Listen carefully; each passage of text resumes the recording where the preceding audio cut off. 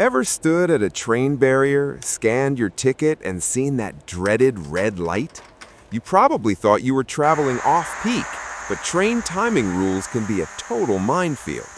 Let's break down how to actually tell if your train is off-peak so you don't end up paying a massive fine.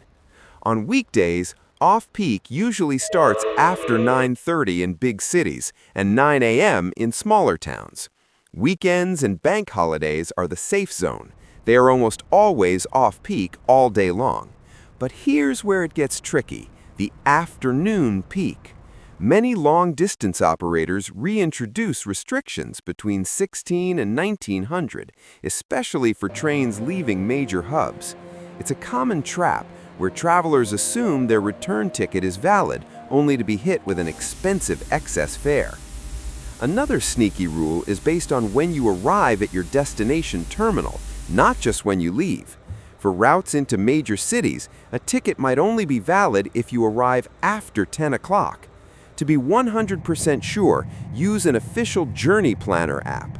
If it only shows anytime fares, you're in a peak window.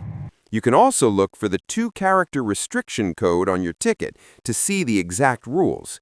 Getting caught on a peak train can lead to paying the full fare difference or even a heavy penalty. Checking before you board saves you both money and a huge headache.